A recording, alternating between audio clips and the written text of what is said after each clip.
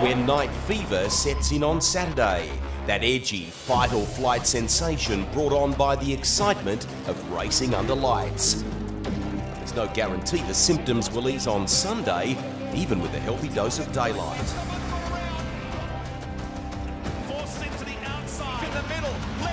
We're about to turn the dial up another level and find out who the true all-rounders are. Spot on yet again. Let's face it, getting to watch this one makes us the real winners. Welcome to Sydney Motorsport Park for the GT Festival. Round 2 of the 2025 Shannons Speed Series. People all around the world are watching this. Really busy, Cloney up the inside.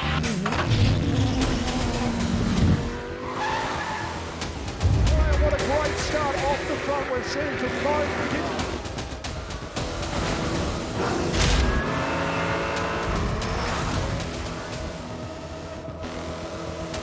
This is hugely aggressive for the Kiwi. He's gone.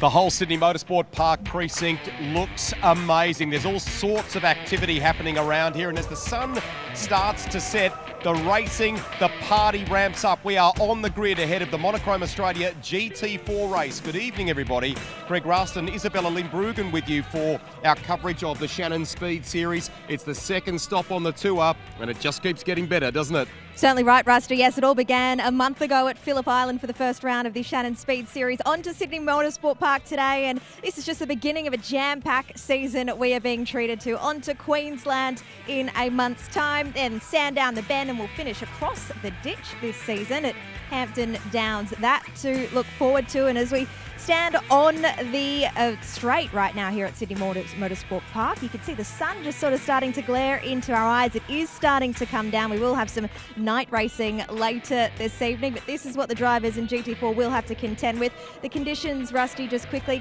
20 degrees today. It's been quite warm, but it will continue to drop as the evening goes on. So plenty to look forward to. The GT4 racing not far away. It is a perfect time to welcome our viewers on 7 Mate right around the country. You're in for a great evening of racing here, and such is the calibre of things here at Sydney Motorsport Park. We have a very special international guest with us, and he is with our Chris Stubbs. Rusty, if you think about GT racing in the world, you think about the SRO Motorsports Group. The CEO, Stefan Rattal, is here in Australia. It's a great privilege for us to have you, Stefan. Welcome to our coverage. Welcome to Sydney Motorsport Park. The new partnership taking over the management of the Shannons Speed Series this year. You must be so proud with what you've taken over. We're very pleased to be here, and you know, it's been I'm not going to say a long journey, but we started in Australia 5 years ago. Firstly in a partnership with ARG, and then we promoted independently the championship, and now we have the responsibility of the championship, of 2 championships with GT4 and GT World Challenge, and the whole event. So yes, we're progressing.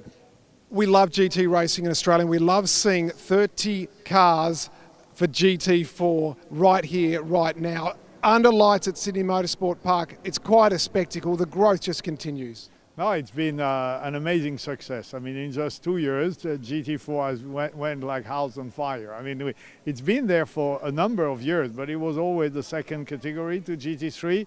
And the moment we gave it the independent grid, it went woof. And it's good because not only the size of the grid, but the diversity of cars, it's very impressive. Well, it's about to go wolf right here in a moment as this grid fires up. But just quickly, for you globally, Nürburgring, 24 hours there and 24 hours of Spa, both to come in just a few weeks' time. Globally, you've got so much happening. You must be stoked. Yeah, 56 events we have this year around the world for 18 different championships. So yes, we're busy, and the big ones are coming up. Of course, that's Cross-Track 24 Hours of Spa is definitely the biggest GT race in the world. And this year it will be even bigger than it's ever been. Rusty, I don't want to be responsible for getting the CEO run over, so we're going to clear the grid. Back to you. It is fantastic to have him here and to see the calibre of our young racers. So Jared Hughes has just been strapped into the pole-sitting Mercedes AMG. Summer Rintoul is with me. What's the plan here in this one? Trying to come out P1 at the end of it, to be honest. It's been a good start to the weekend so far, hasn't It's it? been a great start to the weekend, just hoping, unfortunately I qualified P6, which is still great, but really hoping to get on that podium 2 times this weekend. We've just been talking about the calibre of racing in this class, the numbers on the grid and so on. I mean, to be here, pole position, Sydney Motorsport Park round 2, that's got to feel good. It feels amazing. Right, okay, short on words, but very, very happy about it. It's going to be an awesome race. Well done. Thank you. All right, we're going to grab one more interview. We're going to walk and talk on this one, Max Gagan. We've had to clear the grid. We need to get this race started. Front row start. Talk us through it as the sun sets. It's going to be pretty tough conditions out there. Mate, I felt like I had to turn the Strava on then. I was running out off the grid. Tommy, obviously front row against Jared. We know we haven't got the most amount of straight line, but it got full faith. That thing's got so much aero. Tommy can even probably bowl around the outside, rip the lip, and see how we go. How important is it to have the two of you so equally matched and the strategy and the way that can come to you? Yeah, it's really good for us, and even Tom and I achieve our speed differently in the car. So every time we jump out, we're doing some data and footage and just seeing how we can just together go even further. So it helps us out as a strategy point of view, but just for both of us, building our driving and our craft is just really, really good too. Max can do it all. He can walk and talk. He can drive fast now. Cameron can walk backwards. So it's all happening down here. We're ready to go. Max, good luck. Cheers. Thank you, mate. Thank you to Chris Stubbs and our team down there, and a very busy grid as we get ourselves set for this opening race of 2 this weekend for Monochrome GT4 Australia. This is going to be outstanding action all the way through, and there's such a competitive field and so many stories to tell throughout it. Thomas Randall, we saw just a little taste test, I guess, at round 1, but now we start building the championship picture as well and working out who the contenders are across the course of the season. But let's talk Sydney Motorsport Park. Fast, flowing, challenging, add a bit of moisture and it becomes even harder, and that's what we had when we recorded our hot lap in the Audi, the Nippy's Audi yesterday. Talk us through a hot lap of this place. Well, I think you summed it up there, Crailsy. It's a real driver's track, and it's very challenging when it's in the dry, let alone when you throw a bit of water on the track as well. So into turn 1, 6th gear, and you'd stay in 6th in the dry, but we've gone back to 5th here where it's a bit damp. Bit of bumpiness in the middle of the corner in turn 1. Want to use all that exit ripple strip and then hard on the brakes into turn 2. Really want to try and V this corner in the dry so you can get 2 really nice straight parts on the way in and on the way out. Bit of oversteer there as he picks up a bit of moisture on the track, and in turn 3 you get a little bit of understeer here as the car sort of jumps a bit over those bumps right in the centre of that corner, and then braking around about the 50-metre marker back to what will be 3rd gear in the dry, and that's where the old surface begins. And then we go into turn 5. We'll get the car back over there and try and get a bit of this curb, let it run out, no track limits there. That's actually a good surface, turn 5. And then we go right back onto some really poor surface into turn 6. A lot of bumps in the braking zone through there. Back to 2nd gear, taking plenty of curb on the inside. Now that it's dry, you'll see the guys using all that ripple strip on the exit, up over Corporate Hill. It's a blind approach into turn number 7, and still quite a poor surface there, using all the road, which they will be in the dry, and then you want to really hold it tight in the dry for turn 8 and try and get a really nice throttle ramp out of there. Watch for track limits on the exit there, all the way now back into turn number 9, back on a really good surface as well, so a lot of commitment required, a lot of wheel work on board with Blake Purdy, looks like. Hopefully no Mercedes there to worry about in the race, and then a very crucial turn 11. Want to get a really nice throttle ramp because it is such a long run down to turn number 1. I feel like I haven't even taken a breath there, Crailsy, because we've just completed the 3.93 kilometres of the Gardner layout of Sydney Motorsport Park here, and that's a lap of the track based just about 40 minutes west of the Sydney CBD, formerly known as Eastern Creek, as the car's now just about to get set to start their formation lap. Well, even less than that now. They built a very nice tunnel, which makes it even easier to get out to this part of the world. Cracking evening. This temperature slowly dipping down. That turn 1 sun is going to be an issue, isn't it, as this race progresses? That's something that, we've mentioned a few times in the coverage, that because you're heading into the west into turn 1, that's where the sun sets. So once it gets behind that mound, it's not too bad, but it's going to be challenging into turn 1 and then on the exit of turn 7 on the approach to turn 8. So yeah, it's a bit of a toss-up whether you have your visor down or you're going to have to raise it once the sun goes down. So that's something the drivers will have to keep an eye on. But at the moment, the crucial thing here is just getting that brake temp, getting the tyre temp for the start of the race, because it's a long race. 1 hour, the clock has started, so we're already down to about 57.5 minutes. So formation lap commencing. Jared Hughes will be starting on pole position from Tom Heyman in position number 2.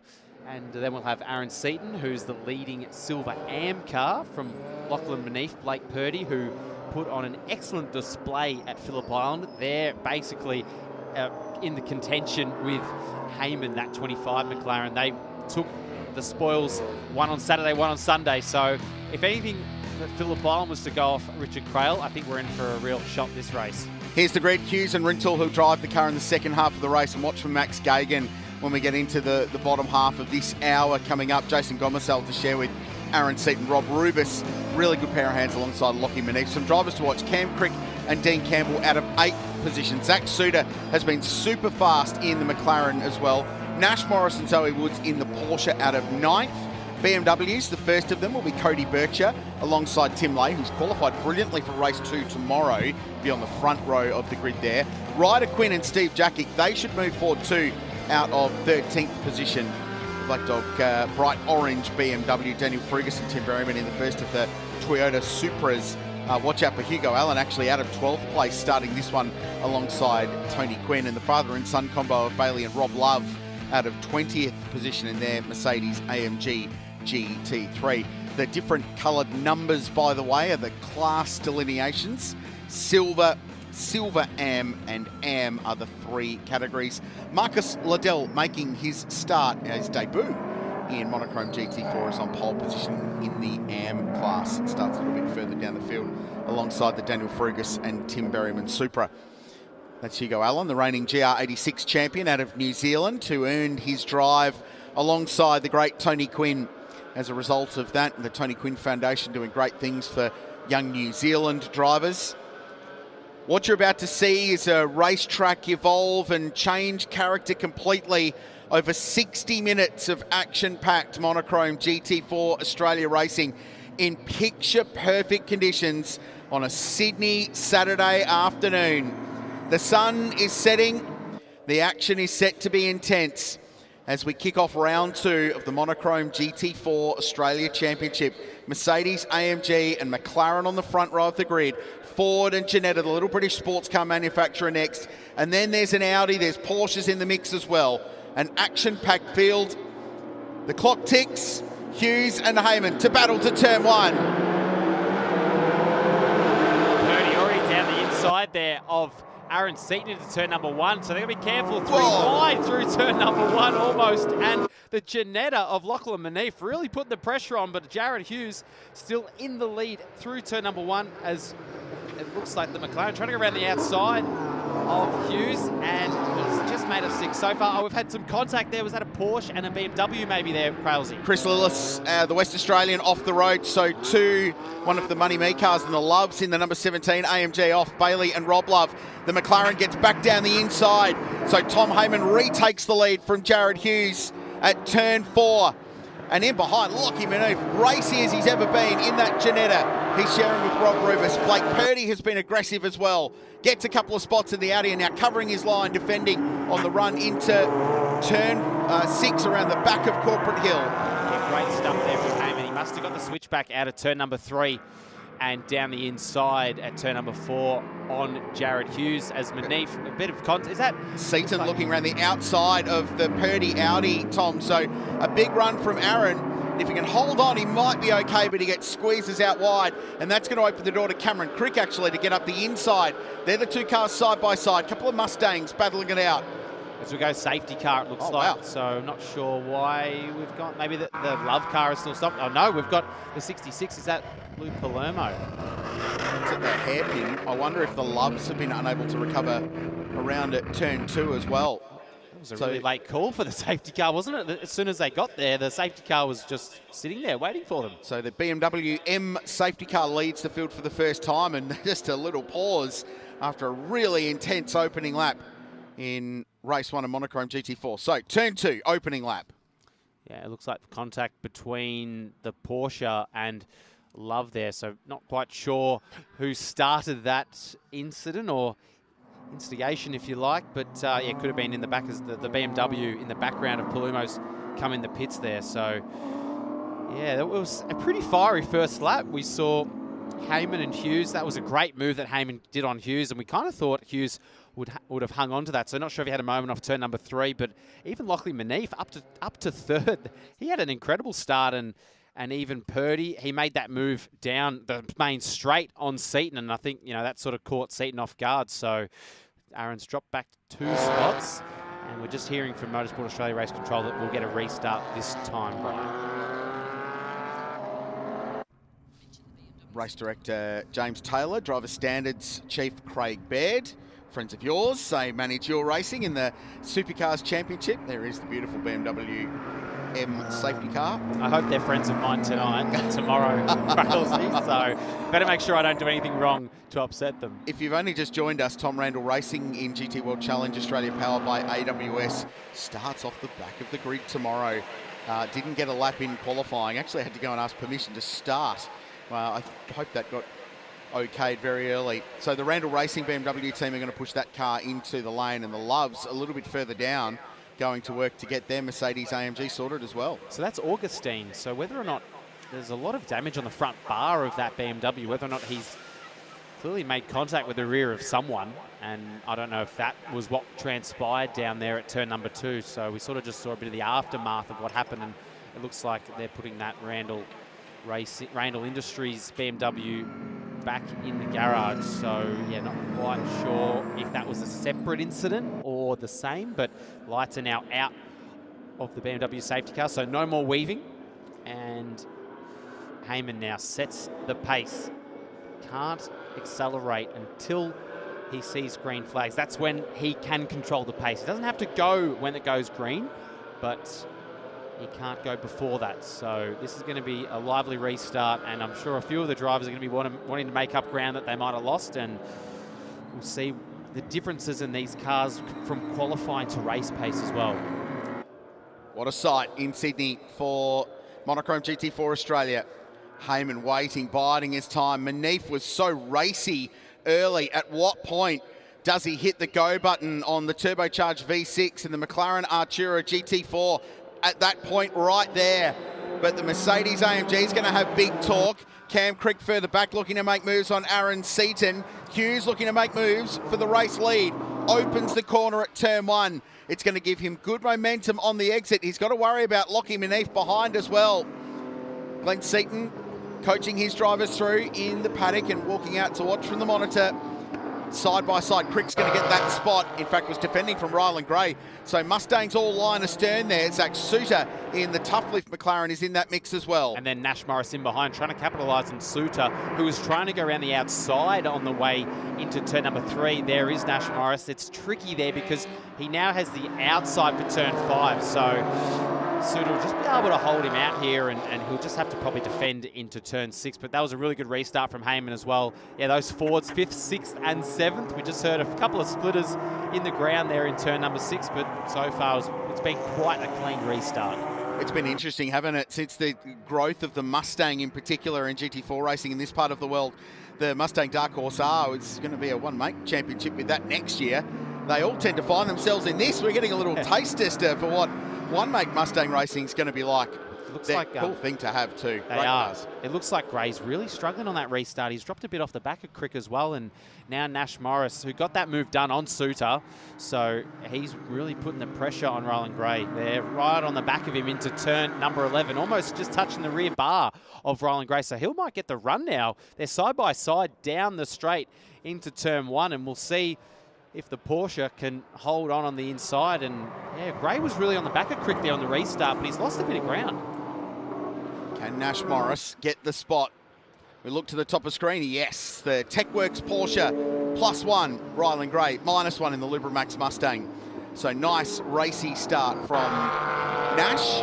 Whole Morris clan is here this weekend. Dad Paul, grandfather Terry. Great to see. Grandma's here as well, I think, watching on. So it's cool to see Nash driving really well. Side-by-side battle, turn 4, down the inside. Seaton having a look at Cam Crick, who just covers off his racing line. 5th and 6th position He's on the correct racing line for turn 5. Seaton can go around the outside. Be careful of track limits there.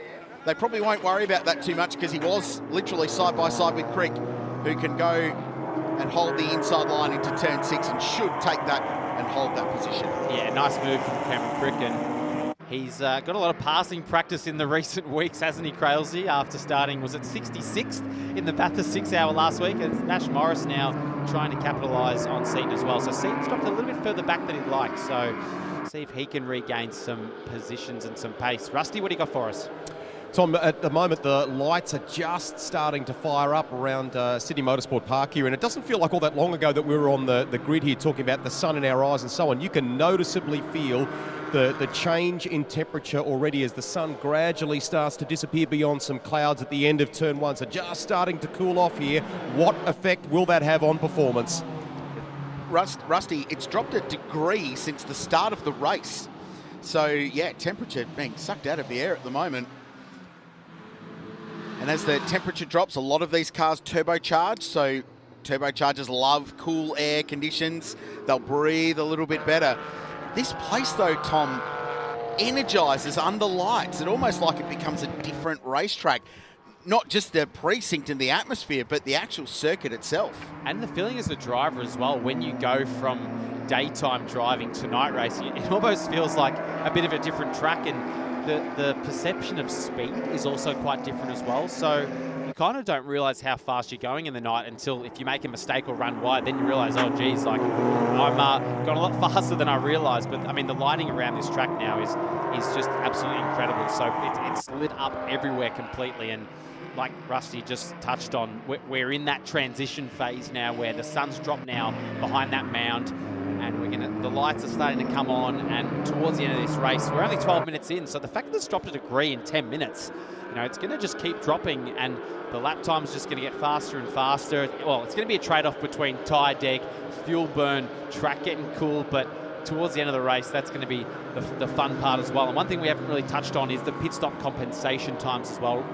Crailsey. So we've got the Blake Purdy car, the 48 car. He's got an extra 15 seconds to add to the pit stop. Then you've got the 25 of Heyman, who's currently leading, and then we'll have a 35 of Ryland Gray. So I think that Jared Hughes car is right in the mix. Yeah, they look really good for this one. So we are 12 and a bit minutes into race 1. Monochrome GT4 Australia. The silver class is being led by Tom Heyman. He's got 0.5 of a second over Jared Hughes. Lockie Manif is third outright and leading Silver Am in front of Cam Crick, who is catching him, by the way, with Aaron Seaton next. The Am class is being led by Shane Smollen here at Sydney Motorsport Park.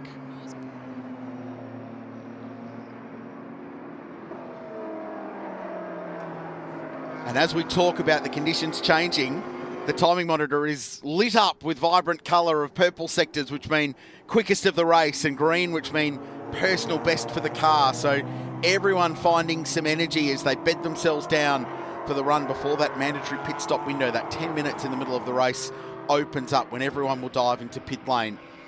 Heyman, Novocastrian, works at the family business, heading off from Jared Hughes in the margin 0.5.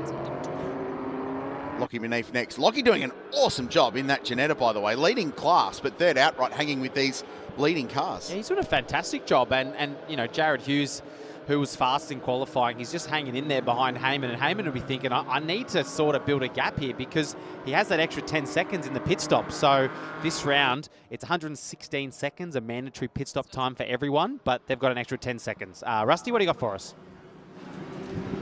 Actually, I think it was Stubbsy. I think it was me that was going to pick up there. We're just here with the Love car that we saw into the pits quite early in this race with the incident on the opening lap. Now, there's actually one of the trolleys is stuck underneath the car. So that's the problem. They put the car out in the lane ready to take it, and then one of the crew members realised that no, you can't let it go. We've still got one of the trolleys underneath. So this, don't remember seeing this recently, but it's been a dirty day for the Loves. Just at the other end of the pit lane here, you guys were talking about the performance of Lockie Manif. Jordan Cox has actually been helping out with this car this weekend, haven't you? Yeah, we're having a great run this weekend. We're really happy with it. So the little Ginetta's punching above its weight, and Lockie's doing a ripper job, cracking start around the outside there. So yeah, we've got the pit stop cycle coming up soon, so that's the important part. If we get that right, I think we're in a good position. Okay, is there a little plan around that you can share with us? Put Rob in and bring the silver in. That's the plan. Always good. Thank you. Cheers. Thanks, Rusty. I'll make sure I get that right. Sorry, Stubbsy, but yeah, that's a hell of a plan there, isn't it? We'll just put the other driver in at the right time and go from there. So we're getting pretty close now to the pit stop window, aren't we, Crailsey? Yep, counting down. So they're all trying to make as much advantage as they can as Manif has a little look up the inside of Jared Hughes. Manif has a decent margin over Cameron Crick in the Silver Am class lead. So the Manif Ginetta will carry 5 seconds of additional pit stop time relative to everyone, having finished third in the most recent race, which was race 2 at the Phillip Island Grand Prix circuit. As you touched on, that's how those extra pit stop times work. So the 25 car will spend a little bit of extra time in the lane relative to those around it, which is why that JGI entry is looking in pretty good shape, because they don't have any pit stop time after the Phillip Island Grand Prix circuit. Well, that Ginetta as well. I mean, he's at the moment set the fastest lap of the race, which is under the current race lap record, which was set by Ryder Quinn last year, 34.980, and he's done it, and Manif's done a 34.76. So the top 4 cars actually have all set lap times that are under the existing lap record in Monochrome GT4 Australia. So the track is quick out there at the moment, and yeah, that Ginetta has certainly got a lot of pace, put a lot of pressure on Jared Hughes as well. And Hughes going quickly, just trying to pick that margin to Heyman in the lead as we look a little bit further back. Daniel Frugas in the Silver Am class Toyota, being run by Garth Walden Racing, another team to spread its wings into Monochrome GT4 Australia. Josh Thomas just in behind in that Porsche. So this is a battle, 15th and 16th on the road.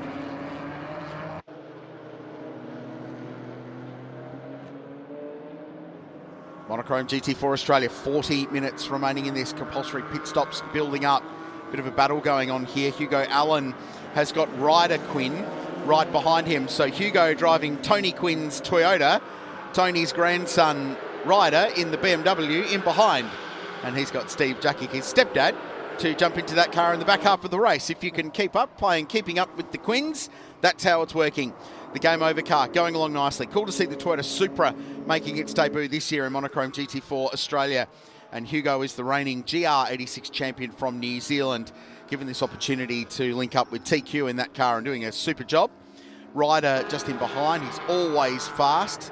Time in one mate Porsche racing where he's always competitive.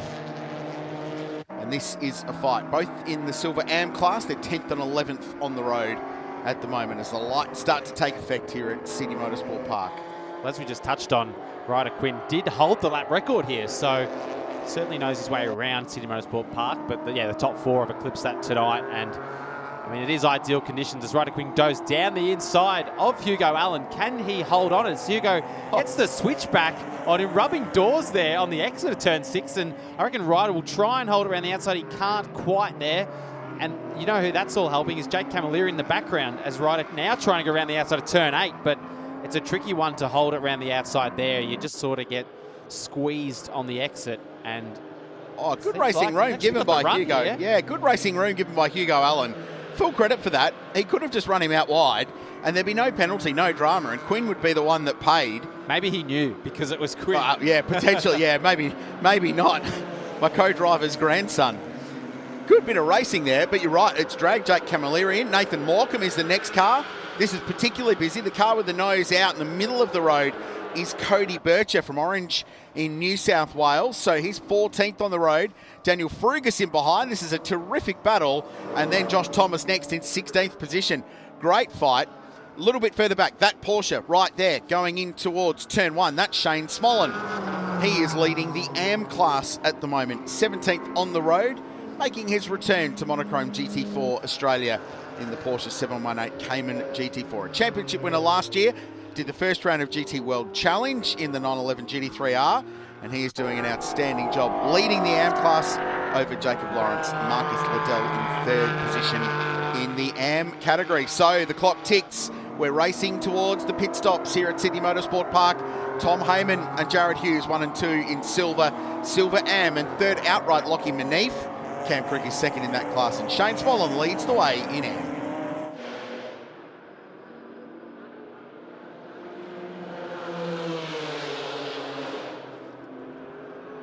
And back to the front, Manif, unrelenting in his pressure on the back of young Jared Hughes, who I reckon's after your job, Thomas. He is a very good communicator. He's a bright, bubbly young guy.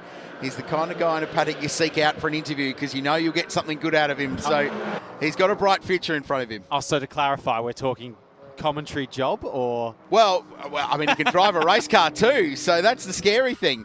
You're all silly talented for all that kind of stuff at the moment. It's crazy. He's a great character, and it's cool to see Triple Eight buying into the GT4 thing. They're still the Australian agents for Mercedes AMG customer racing, so there's spare parts supply for the GT3 program and the GT4s as well, and good to see them backing that up by running a car. They run a car in GT World Challenge powered by AWS last year with Peter Hackett and Declan Fraser. This is good stuff. The little Ginetta is punching on. I spoke to Lockie yesterday. He said at Phillip Island we were outgunned. We just did not have the grunt to go with some of the more evolved and later model cars, but he said, I think we've got a really good chassis. We've got really good balance here at this circuit with all of the fast flowing stuff that it's got. He thought the car would be a really good package, and it's living up to expectation. It is. The car looks quite nice from the external shots and quite well balanced around here. You want to have a good front end, which can really help look after your rear tyres as well. And he's putting that Mercedes under a lot of pressure, and considering the pace that Mercedes had in qualifying against even Heyman and Manif. I mean, Heyman's done a really nice job at the start of this one. That move into turn number 4 on the opening lap, that's really sort of set up the opening part of this race, but they are going to lose that 10 seconds of extra compensation time in the lane. So Heyman trying to build some sort of a gap, and at the moment 10 seconds would put him down in about 6th or 7th position as it stands right now, and we're getting ever so close to that pit stop window. We're 22.5 minutes into the race, and the pit stop window normally opens at the 25-minute mark, so we are not far away at all here at Crailsea. Lockie's first race was from Ford. There's so many young drivers started in that great open wheel category, but he's very experienced in GT4 cars. Won the Pro-Am Championship last year with Shane Smollen. Moved across to the Ginetta this year for a little opportunity. Gets the nose up the inside. Does Hughes see him coming? Yes, gives him a little bit of racing room. And now they go wheel to wheel in the braking zone to turn 6. The Ginetta's got the ideal racing line here. He should make this pass. And Lockie Manif, with a good background in wheel-to-wheel TCR racing, showcased a little bit of that talent and gets the pass done. Moves to 2nd on the road and building his lead in the Silver Am class. Yeah, that was a textbook move there. He set that up from the exit of 4, just carried a heap more exit speed around 4 and committed early to that inside line. Didn't complete the move at 5, but it forced Hughes to just run a little bit wider at 5, and that allowed Manif to go up the inside for a really nice move into turn 6. So we know the pit stop window will be opening soon, but I would say with the amount of pace that Manif's got, they're going to want to keep him out there until the end of that pit stop window, and he's going to hand over to Rob Rubis, who will finish this race, which will be the first race of 2 of the weekend. Rob, a former winner of the Bathurst 6 Hour, can drive. Won the Bathurst 6 Hour with Shane Smollen and Shane Van Gisbergen. Pretty good combo. Very experienced guy in production car racing, and great to see him stepping up into Monochrome GT4 Australia.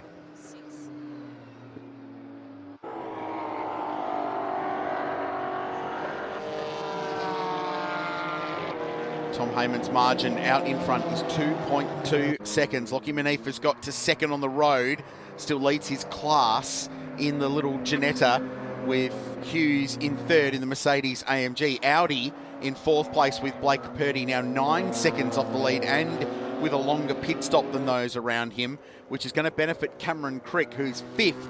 We'll hand over to Dean Campbell in the Ford Mustang. Still 5 different brands in the top 5 positions. Yeah, Manif just had a really huge moment actually into turn 5 there.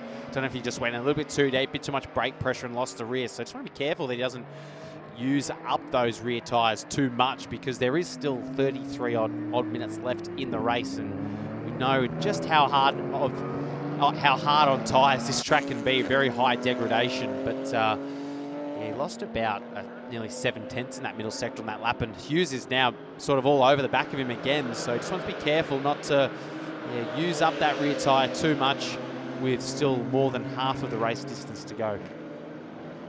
As Tom Heyman still doing the job out in front, 2.7 seconds now with the race lead, and he would pop out actually in the top 5 with that extra 10 seconds. So this has been a really important opening 25 minutes. I mean, probably 20 minutes of racing with that early safety car. So he's done everything he can do, really, and he's going to hand over to Maxi Gagan. So I'm looking forward to seeing him behind the wheel of that car as well. That's going to be a good last half of the race. Yeah, what Tom Heyman is doing now is buying Max a little bit of time to play with and perhaps less time to make up. So the pit window is open, and the first to take advantage is Rylan Gray. He rolls into pit lane in the Lubramax Mustang. Busy down there at the end of the lane. That's where they're going to stop. The Mustang GT4 team. Sydney Motorsport, they're the importers for Multimatic, who are the brand that builds all of Ford's GT machinery, both the GT3 Mustang and the GT4 car. So they're the Aussie distributors. I think there's almost 10 in the country now from a GT4 point of view. It's about maximum that they can run. Rusty? So Rylan Gray jumps out, George Mediki jumping in. Just interesting to note a couple of things in the last minute or two before this pit stop, Crailsey. So George walked next door and had a word to Shane Suter, Zach Suter's father, and was just trying to understand what the Suter crew might be doing from a pit stop plan. They wanted to ensure that this part of the lane was as clear as possible for them. It sounds as though, or it looks as though from what we can see at the moment, that they're on a different game plan. So that's good for Rylan and George. Everything flowing nice and smoothly at the moment. Not too much in the way of a rush. Rylan is talking with him. I'll try and once he shuts the door here, we might try and grab a word with Rylan and just get his feedback on the session. Hey, quickly, how was that, and what was the message to George there before he sets off? Good luck. Probably that was the main message for him. But yeah, a bit hard with tyre deck around here, so high, but hopefully he can just finish it off well. Thank you.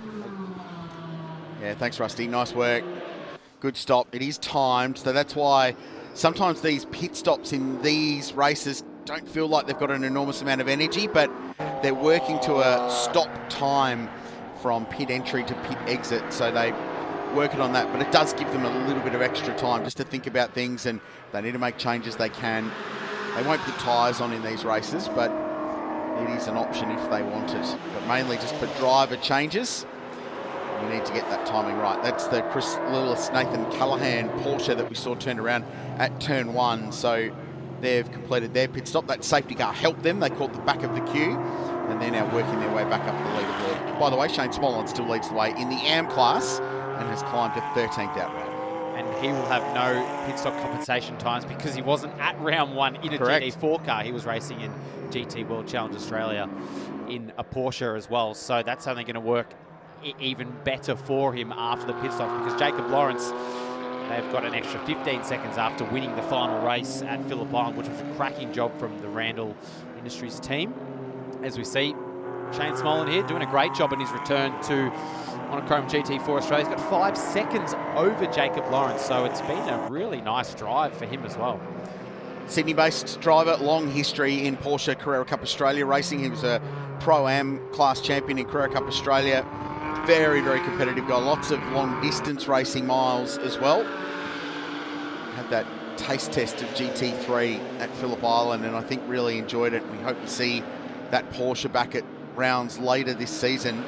But fortunate that the Cayman that he won the championship with last year still tucked away in the workshop.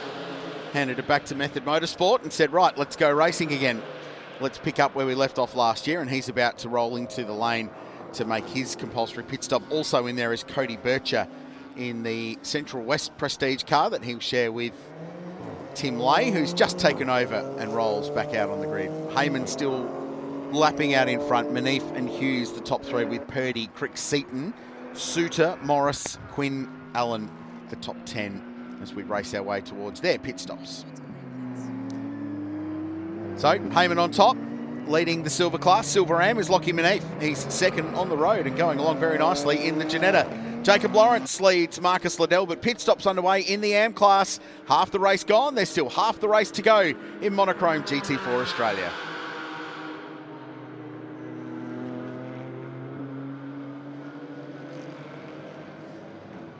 There is Jared Hughes, who claims to cook the world's best Mexican. I'd like to see that. I'd like to taste it. Yeah, absolutely. It's a fairly audacious claim, I would have thought. Do we know the dish? We don't. All he said is the world's best Mexican. It's a pretty broad... And that's a big claim, It's like a broad you said. platter of Mexican, isn't it? So we'll find out. We'll get our hard-hitting investigative journalists in pit lane onto that when he gets out of the car. I think that should be the first question he gets asked. Yeah, not how the car was and how not. summer's going to go. I want to know what Mexican he's good at. Anyway, the things you get when you get notes from racing car drivers. This is Tom Heyman out in front, so he's built that margin. I'm really interested to see how this all plays out after the pit stops. I think Hughes is still in a really good spot in terms of just minimising where the pit stops are all going to roll out. They, remember, have the shorter pit stop time, both for Tom Heyman in the silver class, and that's his direct rival in this race in silver class, is this McLaren that leads the way, but also relative to Lockie Manette from a track position point of view, he'll be in pit lane for less time than the Ginetta. Well, looking at the timing at the moment, I'd say Heyman will pop out in about third position because Blake Purdy, he's got to serve the longest time in the lane, an extra 15 seconds, which equates to about 131 seconds, which is, you know, more than a lap around here. So it's going to actually probably work out quite well for Tom Heyman and Maxi Gagan popping out, I'd say, in the top three with the way that the timing is now. And Lockie Manette, no pit stop extra compensation time. They're going to be looking, they're going to be sitting pretty at the end of this pit stop cycle. That was the scene down at Method Motorsport, and that was Chaz Mostert with the headset on. Bathurst champion runs his race team, his business partner Guy McIntyre. They've built a really good operation there. Reigning champs in Monochrome GT4 Oz. That McLaren program has been very successful for them. Actually, I was pondering this the other day. I wonder with WAU, which is Chaz's day job, moving to the Toyota product in the supercar world, I don't know, is there a little link perhaps for the GT4 program? Who knows? Right now, hard to go past the McLarens because they're going really well. One of them is in the lane. Nathan Morecambe pits from 11th position. Daniel Frugas is in as well, by the way. So too Hugo Allen in the game over car. And then Cameron Crick pits as well. This is the first big roll of the dice from a contender point of view as Cameron Crick pits now to hand over to Dean Campbell. No pit stop penalty time for that car. They were running top five outright. They will get some spots, all going well in this pit stop sequence. Yeah, indeed. And I'll tell you what, we're getting close to the end of the pit stop sequence. So I would like to think Heyman will be probably pitting on this lap, I would say, or those top 7 cars that haven't pitted yet. So yeah, Crick in the lane. We've got Hugo Allen, Frugas, Nathan Morecambe, Jacob Lawrence, Liddell. So the lane is hot. Rusty, what do you got for us? It's those that have decided to, I think, run on the longer side that you've been talking about there, Thomas. So Rob Rubis is still standing by down here, and I can see Steve Jackett as well. So they're letting Lockie Manette and young Ryder Quinn have a good run here, aren't they? Yeah, they indeed are, Rusties. We've handed the car over, and we're still waiting to see. The leaders have come in just now. So Heyman, Manette, Hughes, the top 3. This is going to be quite interesting to see who pops out in front here. I'd say Manette from Hughes or Rintel when she takes over. And we've still got about 24 minutes remaining in this race. The pit stops are hot at the moment.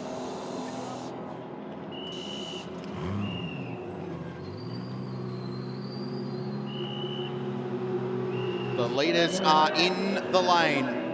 Almost all of the top 10 cars are making their mandatory pit stop right at the very edge of the pit stop window closing, so they've gone as deep into the race as they possibly can to maximise the amount of time that these very fast racing car drivers can be behind the wheel. So Lockie Manette has jumped out of the Ginetta that was leading the silver AM class. This is Tom Heyman giving a briefing to young Max Gagan, who will jump behind the wheel of car 25. A huge performance at Phillip Island in round 1. And if you're a motor racing fan and you're sitting there going, Gagan, hang on a minute, that name sounds familiar. Well, yes, he is related to the great Gagans from Australian touring car racing. Pete Gagan, his grandfather. Back to the lane. Krause, the 29, the Ginetta is just over our shoulder here. This is Lockie Manette, who's literally just stepped from the car. How was the stand? It's pretty incredible, mate. The Ginetta's pretty down on straight line speed, but gee, it makes up for it in the corners. And a track like that, it's awesome. it's a credit to my hard-working team. There's literally 2 people on this car. There's 2 people working on it. And, you know, the only thing you can't see here is the open trailer it come here on. So, you know, I just love being, I've been a privateer a lot of my career, and I love being based in a, you know, a small, passion-based team. And, you know, it's just a credit to the team for having me here. And, you know, if anyone would like to join this fantastic category, the car's for sale. So give me a call. Okay, cheers. Thank you. Rusty will just circle back and do a little deal. I could see him in a Ginetta. It'd suit his style, I think.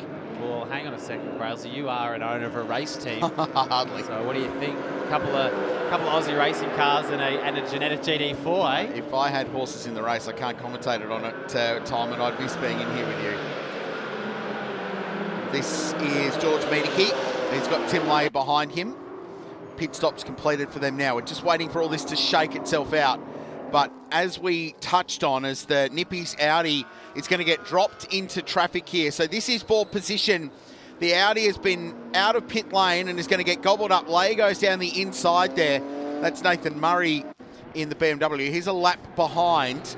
So Daniel Price has just taken over the Nippy's car from Blake Purdy and is in 11th position, but he's been dropped out of pit lane.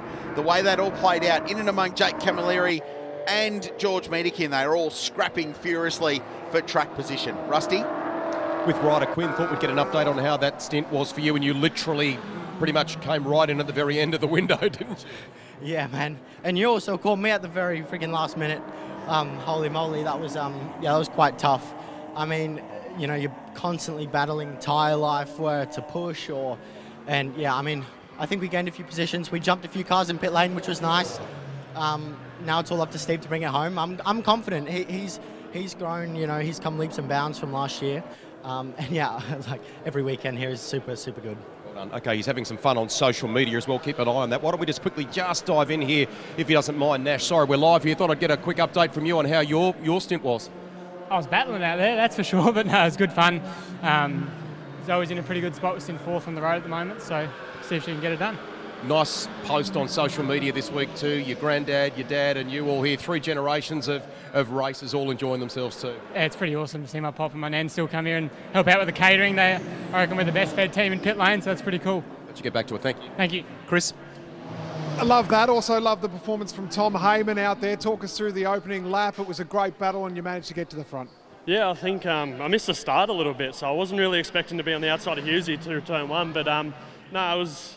Thanks for him to leaving me room. It was pretty nice of him, but yeah, we went side by side through there and had to hold it round 2 and end up getting the job done, so pretty cool.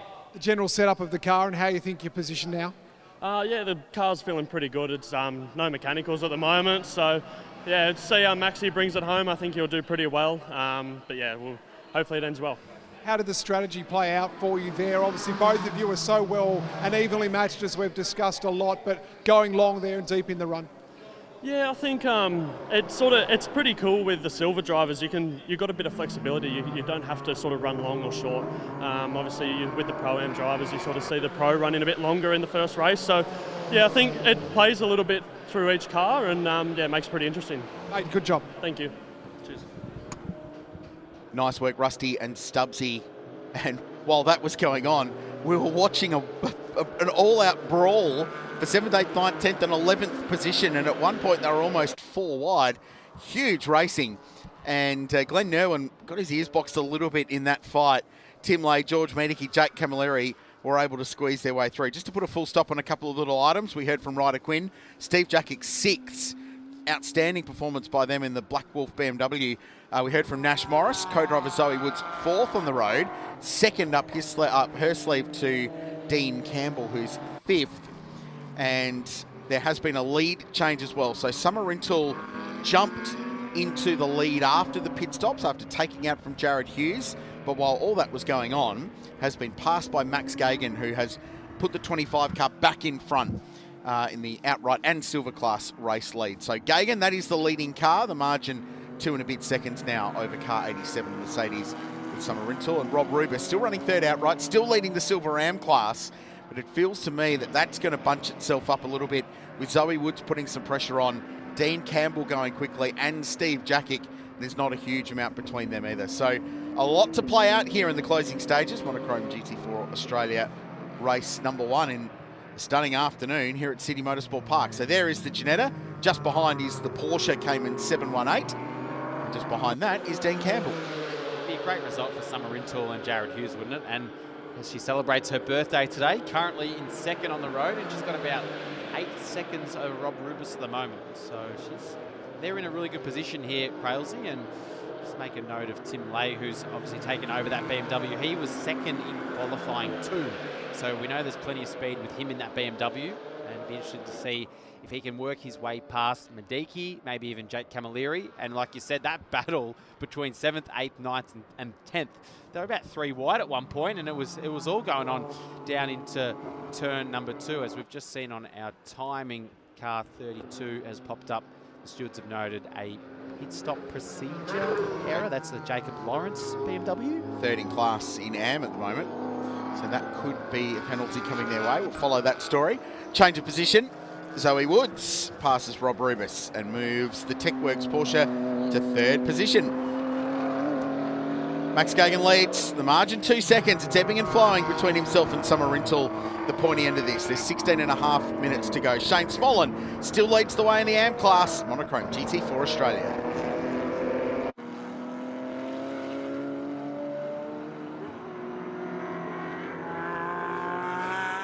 Nice pass by Zoe, who's come on in leaps and bounds in her racing career in recent years.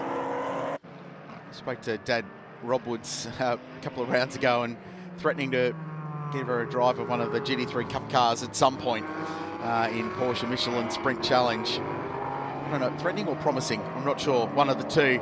But based on her performances in the Cayman, which isn't a world away from an older gen GT3 Cup car, doing a super job. Those Caymans developed as the one-mate Porsches are. The Weissach development facility in Germany, where Porsche make all of their racing cars. Really interesting. They've got like a composite. It's not carbon fibre. It's sort of an organic style composite fiberglass style body panels on those cars. So the door trims and the front guards and some of the aero appendages. They're very, very light and probably not as sexy as carbon fibre to replace should they get damaged as well. But turnkey race cars, Porsche pretty good at that over the journey. And the Cayman doing good things. Already a championship winner in the hands of Shane Smollen in Monochrome GT4. This car currently 3rd. It's got 4 and a bit seconds over Rob Rubis now. And about 10 seconds up the road is Summer Rintoul. We'll just monitor the lap times between the Mercedes-AMG and the Porsche. Meanwhile, Dean Campbell looking down the inside perhaps, but sailing around the outside is Queensland car dealer Jake Camilleri, and the outside turns to the in and he gets the spot. Good pass, Camilleri charging forward. That's P5, it's about to be 4. Gets it done, pass done. Excellent couple of corners there from Jake Camilleri, and I was actually just looking at his lap time. So on that last lap, he was about 3 seconds quicker than the 2 cars ahead of him. So he was the fastest car on track on that last lap. Now the job will be if he can hunt down Zoe Woods, who's about 5 seconds up the road. So we'll just see what the sector times are. He's had to do a little bit of work on this lap, passing one car around the outside, Dean Campbell, into or through turn 4, and then Rob Rubis into turn 6. Very clean overtakes. And he's just dropped the wheel off there, pushing pretty hard. But Motorsport Australia just popped up a notification that, unfortunately, the 32 BMW of Jacob Lawrence now has to do a drive-through. Look at this battle. Mustangs side by side. And George Medicki with a really good run through 11 and then into 12 will draw alongside Dean Campbell. At the strike, he's in front. Now looks down the inside of the Ginetta and gets it done. So Medicki goes through, though. He's very, very wide. It's going to cost him on the exit. Bit of understeer there, was shallow turning into the corner and the car pushed wider. Now Tim Lay jams the BMW down the inside of the Ginetta. What that then sets up is a battle for the class lead in Silver Am between the Ginetta and Dean Campbell. So this is for the class win. These 2 cars, Silver Am class. Yep, they've dropped a couple of outright spots, but it's a class trophy thereafter. Campbell slices down the inside and takes the Silver Am lead away from Rob Rubis. Jeez, that was a crazy couple of corners there. The Ginetta losing about 3 positions in the space of 4 corners, and now that battle for Silver Am, like you said, is now switched from Rubus leading to now Campbell leading. And meanwhile, Tim Lay for position, both silver class cars. This is for P5 and 6. Tim looking to get up the inside of George Miedeke. Couldn't get it done there. Steve Jackick has dragged himself up as well in this battle for Silver Am. That's a really good fight for the class win as the clock continues to count down in Monochrome GT4 Australia.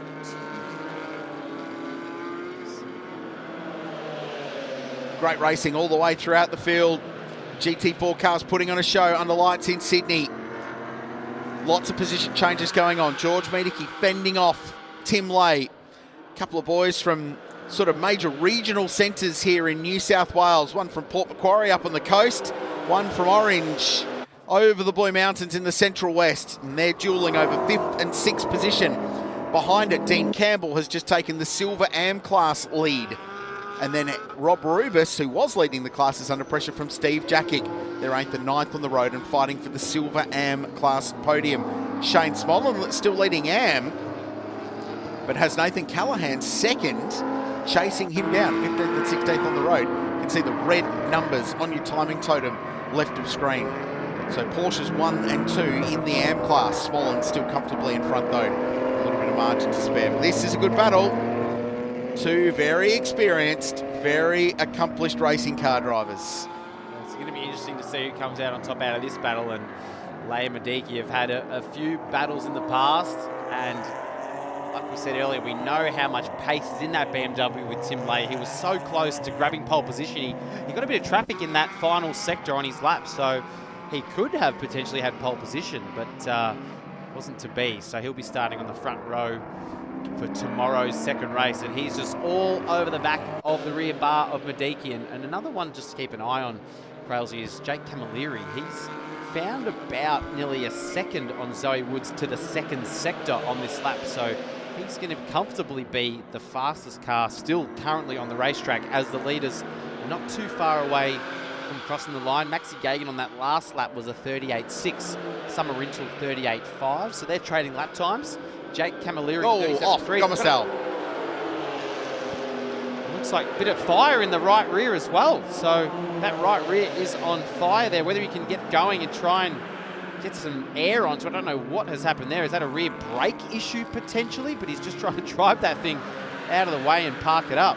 I'd want to be getting out potentially if I was him. It looks like the fire's stopped now. Or the left rear's on fire maybe. So it's up at turn 12. That's the top of Brabham Straight. Let's have a look. That's a really odd one.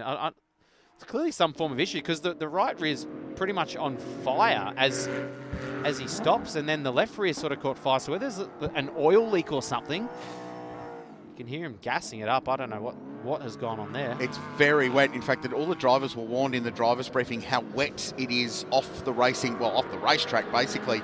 If you get in the grass here, very unlikely you're going to drive out of it. I wonder if race control will look at this and go, yeah, he's far enough out of the way, sort of behind that first line of protection there, the other side of the gravel trap, up at turn 12. He's just trying to get it turned around. He's done so. Nice work. It's impressive, I've got to say, on that wet grass. So it was quite odd to see the right rear literally on fire there. So I'm not quite sure what happened there, and whether he'll just rejoin and press on, or whether he's going to head into the pits, I'm not sure.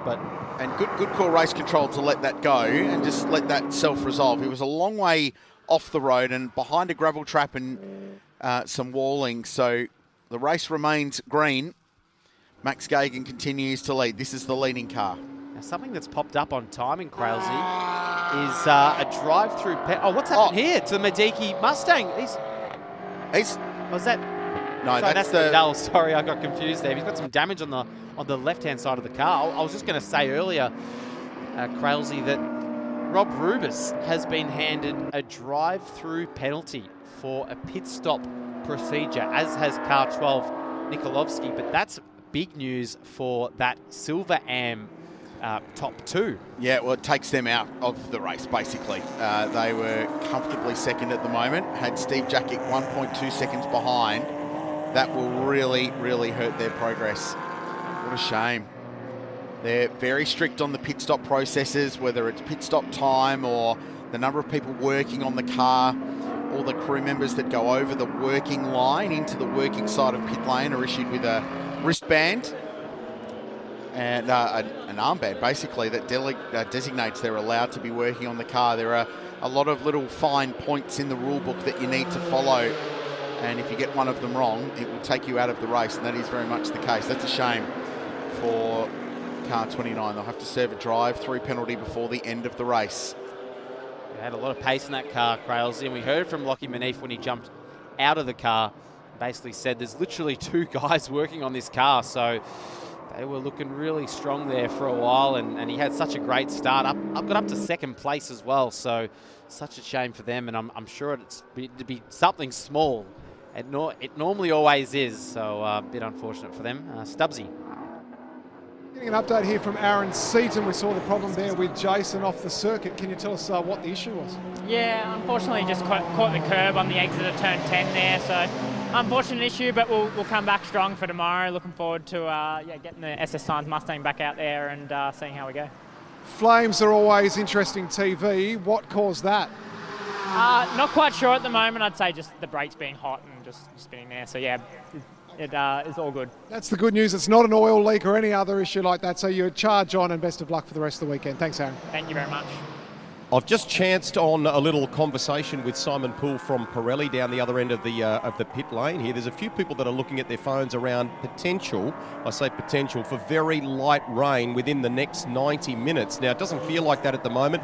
Temperature has dropped to about 20 degrees ambient at the end of the lane, much, much cooler than at the start of this race. And at the moment, I know you've been asking in commentary too, just around the drive-through penalty for Randall Racing. They are in the dark in that issue, pardon the pun. So are we. We don't know the reason for it at the moment. They believe with the stop, they in fact ran long on time. They're not under time, and they can't fathom why they've been penalised. So there's a lot of head scratching on that subject down here. All right, thanks, Rusty. I wonder if they'll just leave that car out and argue that after the fact, because if you don't serve your drive-through, they'll make it basically a time penalty equivalent, which is generally about 32 seconds. Interesting. Always a lot going on in these races. Gagan leads the way. Summer Rintoul on screen. JGI, Mercedes AMG. This isn't a battle for position. Zoe Woods in third. Has 1.3 seconds to Jake Camilleri for third and fourth place. So that's a spot on the podium. So we'll bring you up to speed with where the TechWorks Porsche is relative to that very, very fast Mercedes AMG. It's pulled a couple of tenths out of it this lap. George Meneke next, Tim Lay, Dean Campbell and Cam Crick leading the way in silver AM class. Shane Smollen leading the way in AM and further up the road, and some smoke. Smoke into turn 6 there in the foreground. So lock brake in a GT4 with ABS. That might be a bit challenging there, but just on Jake Camilleri, he's still setting the fastest laps at this point in the race in terms of those relative to the leaders. So he's the fastest out of the front 4 or 5 cars, and he's got that margin, which was about 7 seconds when he got to 4th over Zoe Woods, and it's now down to half a second. And the gap to the lead, Summer Rintoul's got that down to 1.4 seconds over Maxi Gagan. So I don't know whether he's made a mistake or something, because that was a bigger gap than that before. Well, and there's traffic to deal with as well, so they're working their way through some of the slower cars. It ebbs and flows, and lap traffic can giveth and it can absolutely taketh away as well. 4 minutes to go plus a lap. This is the battle for the podium, the final step. Zoe Woods, Queenslander. Dad Rob owns and runs the team, and battling hard, Jake Camilleri, fiercely experienced Queenslander, huge amount of time in production car racing, famous for hustling a Mazda 3, a front-wheel drive turbo Mazda 3, and often beating the, at the time, dominant Mitsubishi Lancers that were at the front of the field. Very experienced guy, runs a Camilleri Grand Prix dealership group up there in Brisbane. I reckon I can see him setting up a move maybe for turn 6. And we are, like you touched on, there's lap traffic up ahead, so he's not going to do it at turn 6 on this lap, but the BMW there battling the Mercedes up in front. But they're a lap down, those 2 cars, yep. So this is the 1-4 position, and third place in Silver Am, spot on the Sydney Motorsport Park podium. That's the sight, stunning scenes. Leading margin 2 seconds, nothing changed there, so suspect a little bit of lap traffic play unfolding in that. Wood still holding on though. Good defence from the TechWorks Porsche. This is for position as well. Mediki and Lay, 5th and 6th. It's not going to affect the podium though. They've been battling for about the last 15 minutes, it feels like, Crailsey. So, yeah, Camilleri, I think, is going to want to try and get that move done as soon as possible. But with 2.5 minutes to go, I would say if you can make that move on Zoe Woods, then he'd be pretty safe bet for 3rd, and Summer would be looking really good for 2nd place in this race, which, well, that gap now is down to about 1 second. So like you said, I think there's a bit of lap traffic there that's making it a little bit challenging for our race leader. And this is the move now down into turn number 2, and he's got that done with ease over Zoe Woods and up into the podium positions. So Camilleri, this has been a massive charge up through the field and gets himself to 3rd on the podium in the silver class under fiery skies, mirroring his front brake rotors on the Mobil 1 Mercedes AMG and that big stop up at turn 2. Lap traffic in front. Is this an opportunity for Zoe perhaps to fight back? Caught up behind Tony Quinn there. They'll slide through the game over Toyota Supra GT4. Camilleri can breathe. He's cleared that nicely. Good pass. Camilleri to 3rd. Woods and Morris back to 4th. Mediki next, then Lay. Dean Campbell, we just saw on screen before, leading the way in Silver Ram. Glenn Nerwin up to 2nd in that class. And a good drive with Zach Suter and Stephen Jackie 3rd in the BMW that he shares with Ryder Quinn. Shane Smolin still leading the way in the AM class. Nathan Callahan still in 2nd place there. Summer Rintoul about 2.5 seconds behind Maxi Gagan, and it's going to be a great result for those guys. They were just so unlucky, weren't they, at Phillip Island after that small incident in the first qualifying session, which meant that they weren't able to take part in the 2nd qualifying session. And then race 1, they basically drove from the rear of the field, I think, to 4th or 5th, and then they were disqualified for a ride height technical infringement. So they've had it all going on at the start of this season, and the 2nd race they got into the top 5 and the top 4 again in that 2nd race after starting last. So there's been plenty of speed in that Mercedes AMG GT4. It's just been a case they haven't been able to actually show it. But I'll tell you what is closing is the gap between Camilleri and Summer Rintoul, because he's just taken a fair chunk out of that gap between Summer and Jake Camilleri. And the lap traffic, like you said, Crailsey, is playing a big part in that as well. Tom Heyman and Max Gagan lead the Silver Championship after round 1, a win and a 2nd in the opening round. Camilleri is taking chunks of time out of Summer Rintoul. This is the battle for 2nd and 3rd. Can he go one more? You have a lap to do it. Might run out of time, I would say, Crailsey, but potentially. Oh, but man, what's he's got happened here? some car speed, and I wonder if this will change the story. So Rob Love in the number 17 Love's Motorsport Mercedes has had a spin, exit of turn 1. And he'll get away with it, which is rare. Yeah, just want to make sure he safely rejoins there. And massive off at turn 1. So whether he's just maybe turned in too late at turn 1 and got on all of the rubber offline, and as he takes out that 150-metre board, thankfully pretty much all classes here don't need the 150-metre board anyway. So no harm, no foul, no damage.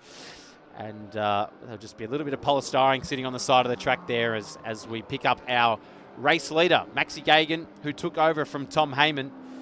And that was a cracking move that Heyman put on Jared Hughes there on the opening lap at turn number 4. That sort of set up the race. So, yeah, it's been a great drive from both of those boys, engineered by Sam Scafidi, ran by the Method Motorsport team, which is run by Chaz Mostert. So they're going to rack up another win here in the championship in the Monochrome GT4 Australia Series for this year. Well, it backs up what they did at Phillip Island, doesn't it? They converted that pole to a win in race 1 there. They lead the championship by 1 point on a basis of that qualifying bonus point that you get. So it turns out to be very, very important. So a win in a 2nd. Blake Purdy and Daniel Price had a win in a 2nd, and they're going to tumble down the order because they're a long way down in the silver class cars. So they're 8th, 9th in the silver class, 13th on the road. So it's been a tough day for the Audi, a great day for the McLaren. Anchored at the start by Tom Heyman, racing his way to the lead. Max Gagan briefly second after the pit stops, passed his way for the race lead. And once he negotiates, Rob Love, who is still recovering, I'm sure, from that spin under stunning Sydney skies. Race 1 of Monochrome GT4 Australia at Sydney Motorsport Park is going to go the way of Method Motorsport. Max Gagan and Tom Heyman win their second race of the year. What about the battle for second? Well, Summer Rintle gets there. The margin to Jake Camilleri was 0.7 of a second in the end. Just needed one more lap, didn't he, Crailsey? But still, to get that Mercedes on the podium for Jake Camilleri, what a fantastic drive he did. There's Tom Heyman celebrating with some of the team. And Dean Campbell will bring home the D.A. Campbell Transport Mustang for the win in Silver Am. And that's a big result because they have been struggling with that car all weekend long. It had no grip in qualifying. They threw everything at it to get it right. And across the line goes Shane Smollen to win the Am class in 11th position outright in the Porsche. Great return to the category. And just on the Campbell car, they were quick in the night last night. Yeah. So maybe it's a thing with that car that the night time might suit that vehicle more than during the daytime. Good race, good show. Once again in Monochrome GT4 Australia, and starting to get a little bit of a form guide in how this championship could play out. We know the McLaren is strong.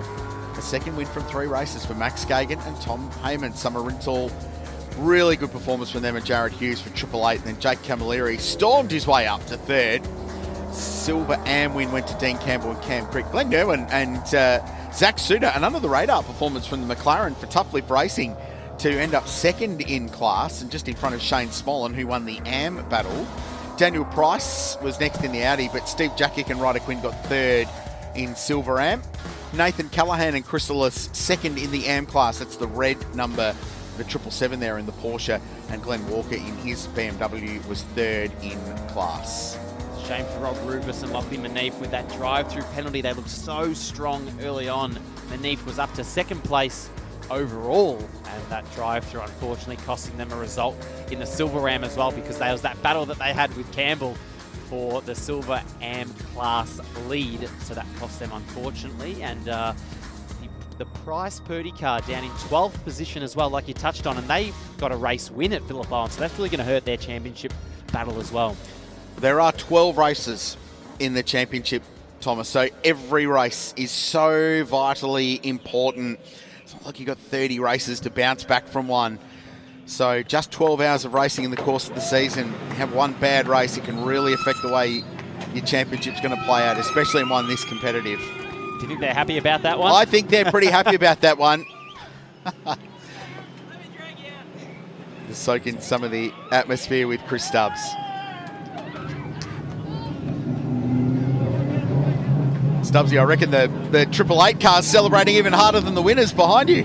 I think you're absolutely right. It's all happening down here at the moment. Summer Rintle, isn't that a beautiful moment on her 18th birthday? Congratulations to her and Jared Hughes. I think there's some tears there perhaps too from the family. That's an amazing moment. We'll get to our silver and outright winners in just a moment. But why not actually? I'm going to stick the mic in here. I'm going to go rogue. I hope I don't get in trouble. I'm going to go rogue here, Summer. Happy birthday! Thank you! Woo! This must mean the world to you. It is my first podium ever, and to get it on my 18th birthday is amazing. You deserve it, and you can have a drink to celebrate. I don't drink, but everyone else will have a drink to celebrate. Even better, go well. Thank you.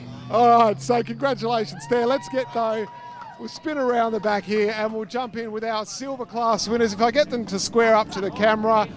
Max and Tom, congratulations. Silver extending that championship lead. I'll start with you, Max. How was that finishing it off out there? Yeah, mate, that was good. Nice watching the sunset coming down the front straight. We're going from PI, from having the ocean and everything. Now you got a sunset. You guys are looking after us too well.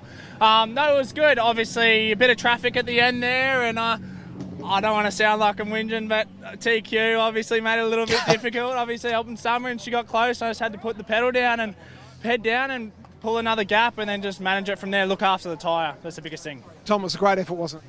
Yeah, it was obviously awesome to give it to Maxie in a good spot, and be able to bring it home like that was pretty cool. So, yeah, great to extend the lead, and looking forward to race 2 tomorrow. Well done, boys. We'll bounce on down to our Silver Am victors for this weekend. Silver Am, Cam Crick, and also Dean Campbell. They're getting the hats on. Pirelli is there. You're looking great, mate. You're always looking great. Dean's just grabbed his helmet that almost rolled off the top of the car. You guys are living the dream at the moment. Everything you're touching is turning to gold. How was that out there? Yeah, no, really good, really good. We're actually scratching our heads a little bit after qualifying, like we're 8th and 17th or something, but we sort of just made a big swing of it, to be completely honest, and made a few spots early, and the car was actually really good. So, and Dean's just driving really, really good. You know, super stoked for him, and a Silver Am win. Yeah, we're wrapped. And Silver Am leading the title now. Some problems for Seaton and Gomersall. Oh, okay, yeah, right. Well, there you go. I didn't know that, but that's nice to know. They'll be giving it to me out the back of the pits, no doubt. But no, the car was good. We didn't know where we were at there for a while, but we got into a rhythm there, and it worked out really well. Well done. Congrats, guys. Thank you. And we'll bounce on down to our Am victor, Shannons Speed Series, the second round of the season. It's nice to see our champion back once again, joining us at Monochrome GT4. Don't go anywhere else. We love you here. And you've got the victory there in Am too. Yeah, look, it's great to be back, and what an awesome way to reunite with Method and Chaz. And he said, mate, drive like Miss Daisy, look after the tyres. Got a bit spicy at the end, so I thought I might have had a bit of rubber to play with, but it was a good fun race. Love GT3, but this is a great category. And Shane, the Porsche here at Sydney Motorsport Park, under lights at night. As you said, with Chaz in your ear, it doesn't get much better, right? No, look, it's an awesome car. It's rarely the fastest at any circuit, but across the season, it's going to figure every time. And teammates in second, I see, so bloody good stuff. Good day all round. Well done. Congratulations. Very much. Brilliant stuff in the Speed Series victory lane here at Sydney Motorsport Park under a burning bright red sky. It's been a stunning day and a stunning race for Monochrome GT4 Australia, the third of their championship season, the first of the weekend. These are the highlights. It was action-packed as always at Turn 1. Bailey Love and Chris Lillis in the Porsche contact up at Turn 2. The battle was on for the lead. McLaren versus Mercedes. The Ginetta, Lockie Maneve right in the mix, and then Cam Crick doing what Cam Crick does and passing people with aplomb, making his way through the field. This was Ryder Quinn getting down the inside of Hugo Allen. Really entertaining battle, a bit of family values involved in those cars and drivers. And then this fight between the 888 Racing JGI Mercedes AMG and the Ginetta. This would be for second on the road. The Ginetta at that point was leading the Silver Am class. Unfortunately, they'd have a drive-through penalty later in the race for a pit stop infringement, which would cost them a result. But the racing was superb all the way up and down the field. Jake Camilleri was a man on the move after the pit stops. He blazed his way from the bottom half of the top 10 and would ultimately work his way towards the podium. This was the fight for the top 5. Tim Lay and George Medici were battling. This was Dean Campbell. That was the lead in the Silver Am class. Key moment there to take the lead away. This was Jason Gomersall. Heard about that in Victory Lane. This ultimately handed the lead of the championship. Watch the right rear there. Big fireball as Jason got that car out of the way. They would live to fight another day, finish 19th on the road at the end. Last lap of the race, Rob Love has the spin at Turn 1, takes out the braking marker, but out in front, untroubled by all of that. Max Gagan stroked the Method Motorsport McLaren Artura home to record their second win from 3 starts in an action-packed Monochrome GT4 Australia Championship. Dean Campbell and Cam Crick on top in Silver Am, and the Am class went the way of Shane Smollen. What a start. I think it's time we celebrate. This could be lively. Let's go to the podium. Welcome to the podium presentation for the 2025 Monochrome GT4 Australia Round 2 at GT Festival Sydney. Presenting the trophies today, Steve McLaughlin on behalf of Pirelli. Please welcome the top 3 placed cars for the Silver Am class. In third place for Thunder Buddies Racing and Tech Works, Ryder Quinn and Steve Jackick.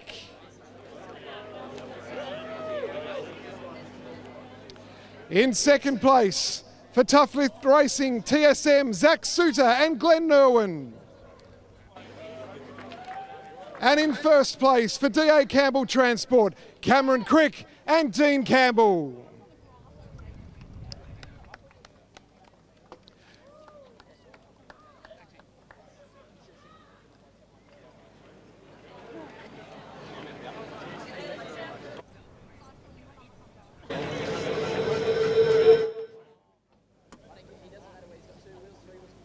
And as Dean and Campbell collect their trophies and move to the top step, congratulations all round, great sportsmanship. They're on the top step with trophies in hand. Ladies and gentlemen, your Monochrome GT4 Australia Silver Am winners. And now for the celebrations.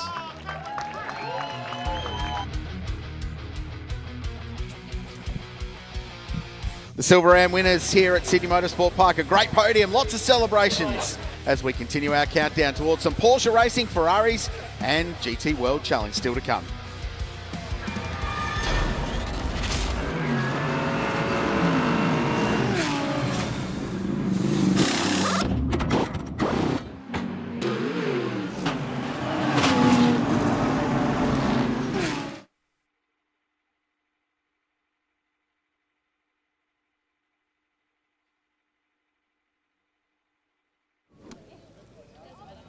So I'll just yell.